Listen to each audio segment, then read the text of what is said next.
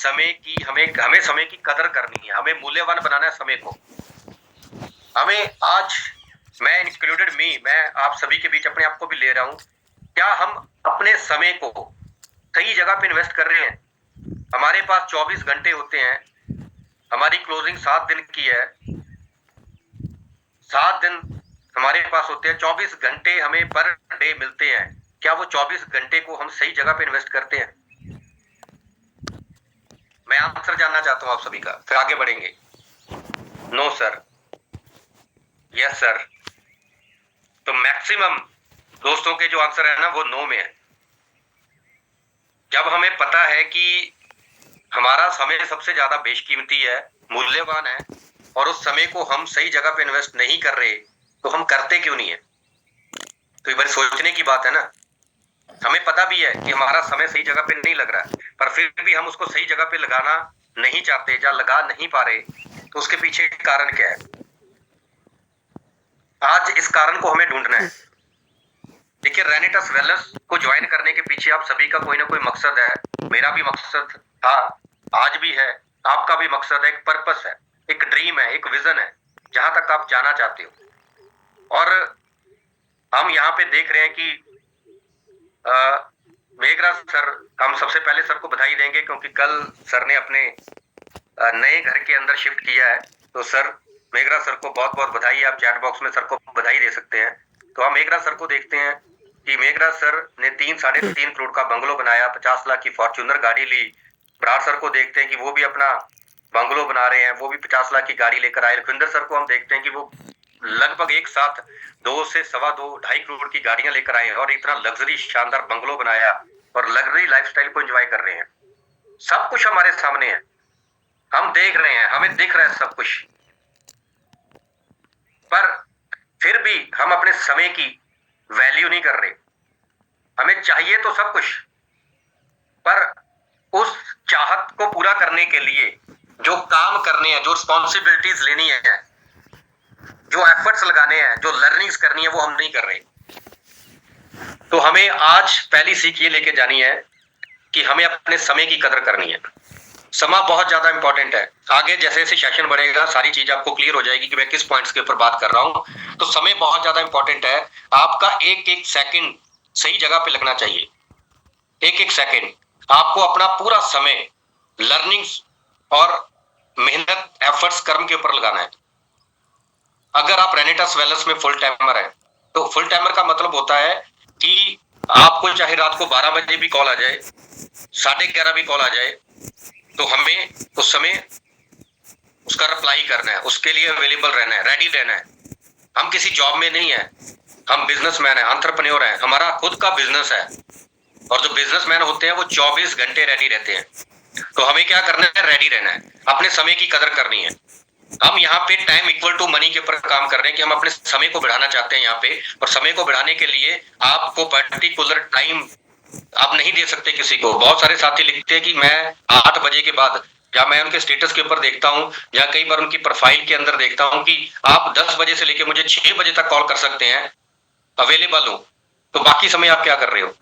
आप बिजनेस, आप किसी के अंडर काम नहीं कर रहे हो, आप अपना खुद का एम्पायर खड़ा कर रहे हो। तो आपको ऑलवेज अपने समय की वैल्यू करनी है और समय को सही जगह पे लगाना है, समय को मैनेज करना है। और जो लीडर समय को मैनेज करता है, जो पर्सन समय को मैनेज करता है, वही नेटवर्क इंडस्ट्री के अंदर बहुत बड़ा काम करता है। तो अपने समय को मैनेज कीजिए, बहुत ज्यादा इंपॉर्टेंट है। जैसे अभी रिसेंटली मेरे मेरे भाई की शादी थी। मैं देखता हूँ कि कई बार हम क्या करते हैं कि हमारे पड़ोसी की शादी होती है, और हम 10 दिन पहले जूम पे आना छोड़ देते हैं। हम अपने टाइम की वैल्यू नहीं समझते, उसके बाद भी हम टाइम पे नहीं आते हैं। तो मेरे अभी भाई की शादी थी, तो लखविंदर सर ने मुझे एक ही चीज बोली थी कि गुरजीत, टाइम होता है, बिजनेस का एक फ्लो होता है, उस बिजनेस के फ्लो के साथ अगर चलोगे तो बहुत बड़ा काम कर जाओगे, बहुत बड़ा अंपायर खड़ा कर पाओगे। नो डाउट, घर में शादी है, आपकी रिस्पॉन्सिबिलिटी है, पर आपका फोकस बिजनेस के ऊपर रहना चाहिए। और मैंने 100% उस बात के ऊपर इंप्लीमेंट किया दोस्तों। और मेरा पूरा फोकस, आप में से कोई भी साथी ये नहीं कह सकता कि आपकी कॉल आई हो और मैंने अटेंड ना की हो। मैं डेली जूम में था, सिर्फ एक दिन को छोड़ के।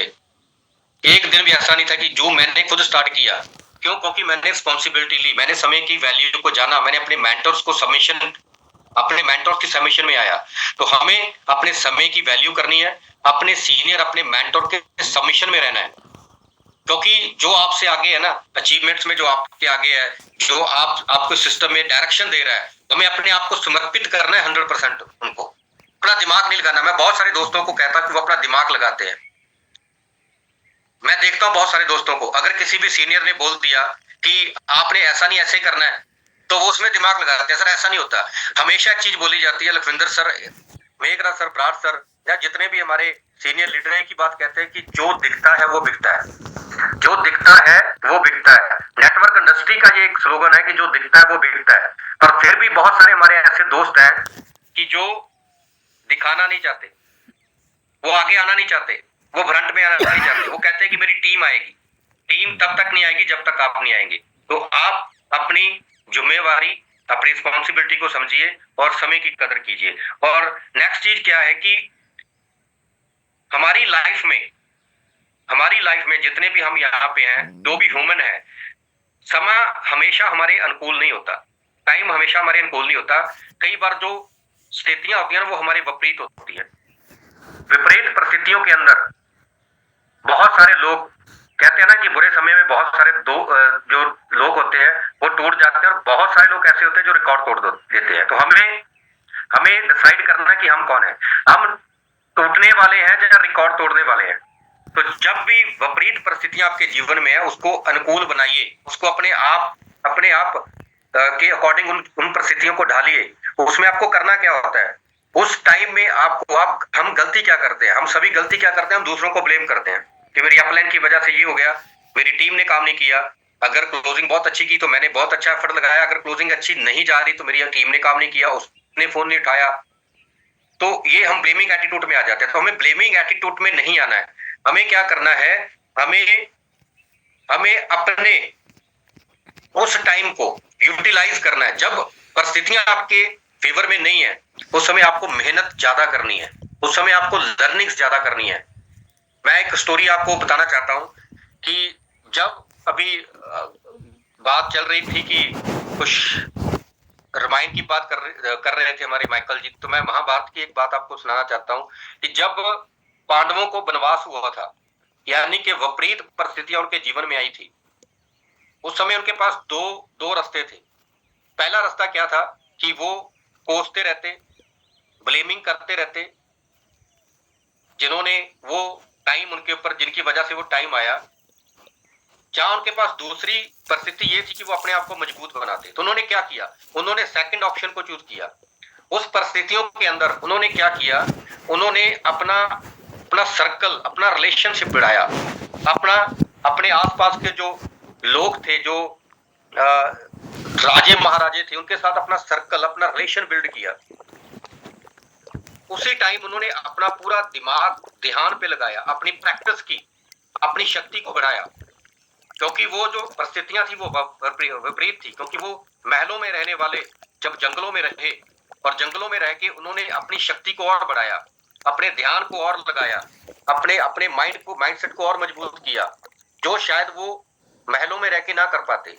और इसी वजह से उन्होंने महाभारत की जो जंग है, जो लड़ाई है, उसको जीता।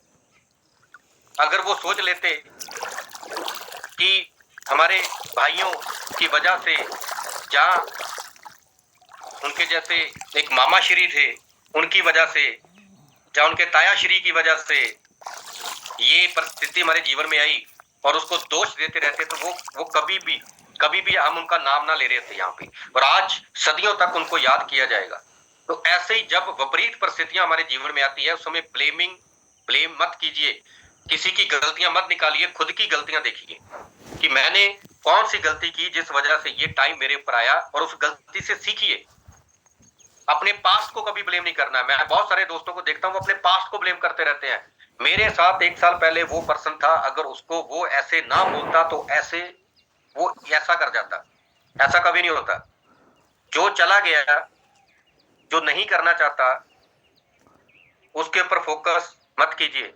आप अपने ड्रीम के ऊपर फोकस कीजिए। आप कहां पे जाना चाहते हो, आप क्या अचीव करना चाहते हो।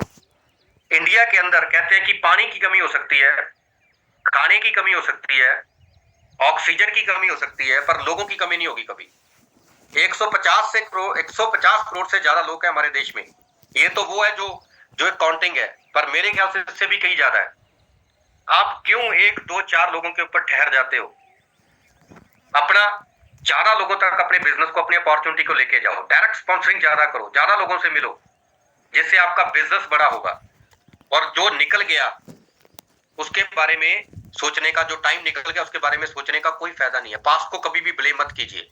ये एक ऐसी इंडस्ट्री है, यहाँ पे लोग आएंगे।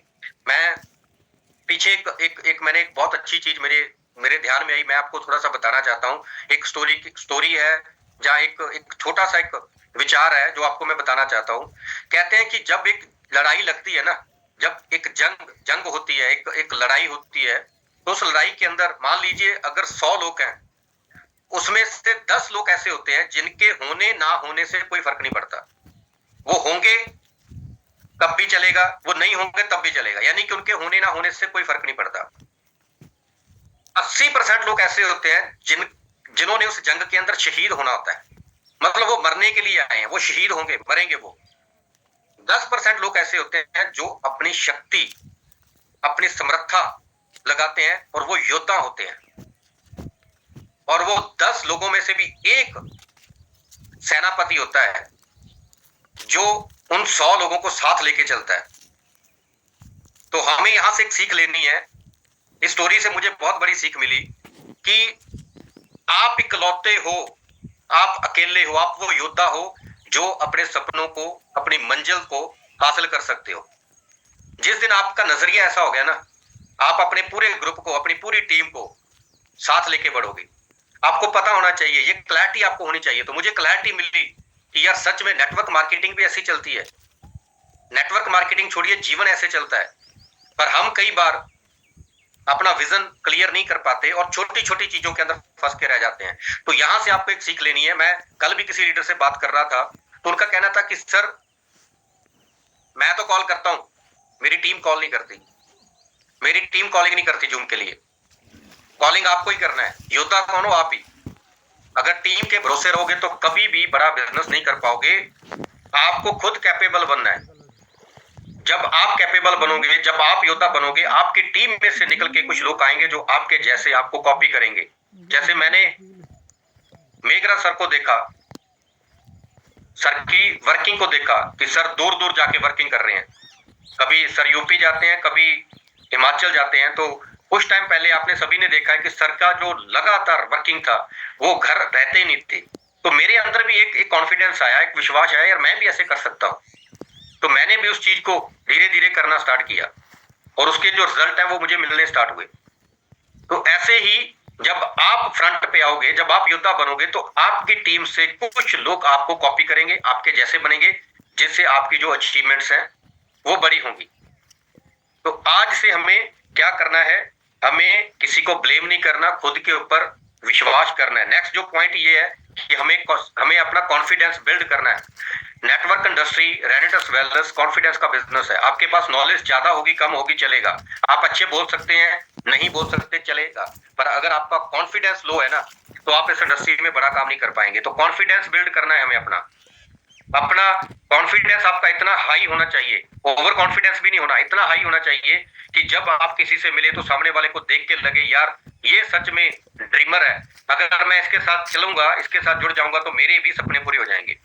ऐसी फीलिंग्स आपको लोगों को देनी है, आपकी बातों से नहीं, आपकी बॉडी लैंग्वेज से, आपके बैठने उठने से, आपके देखने से, हर तरह के नजरिए से लोगों को समझ आ जाता है। और जब आप मेंटली तौर पे पॉजिटिव होते हैं, आप मोटिवेटेड होते हैं, तो आपकी हर चीज से लोग इंस्पायर होते हैं। आपके चलने से, आपके उठने से, आपकी बात करने से, आपके चुप रहने से भी होते हैं। तो हमें क्या करना है? सेल्फ मोटिवेटेड रहना है। हमारे सेल्फ ओपिनियन हमें जीवन में आगे लेके जाते हैं। मैं बहुत सारे दोस्तों को देखता हूं कि किसी भी XYZ पर्सन ने, उनकी टीम में था या अदर टीम में था, उसने कोई और कंसेप्ट ज्वाइन कर लिया या उसने रेनेटस वेलनेस को क्विट कर दिया। तो हम क्या करते हैं?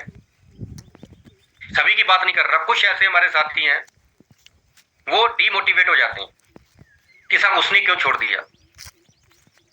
सर मेरी टीम में वो पर्सन था, पहले बहुत अच्छा कर रहा था, आज नहीं कर रहा, वो कह रहा है कि यहाँ पे रिजल्ट नहीं आते, यहाँ पे पैसा नहीं आता, तो हम भी कई बार डिमोटिवेट हो जाते हैं, है ना। कॉस बहुत सारे दोस्त हैं हमारे ऐसे, यानी कि हम दूसरों के ओपिनियन, दूसरों की सलाह, दूसरों के डिसीजन के साथ चलते हैं। क्या ये सही बात है? हमारा खुद का डिसीजन होना चाहिए, हमारा खुद का ओपिनियन होना चाहिए। जिस दिन मैंने रेनेटस नोवा को यूज किया था और मुझे उसका रिजल्ट मिला था, और मैंने रेनेटस नोवा के अंदर पे आउट्स देखे थे लीडर्स के, उस दिन के बाद कोई भी तीसरा व्यक्ति ऐसा नहीं आया जिसकी किसी भी बात ने मुझे डिमोटिवेट किया हो। मुझे बहुत सारे दोस्तों ने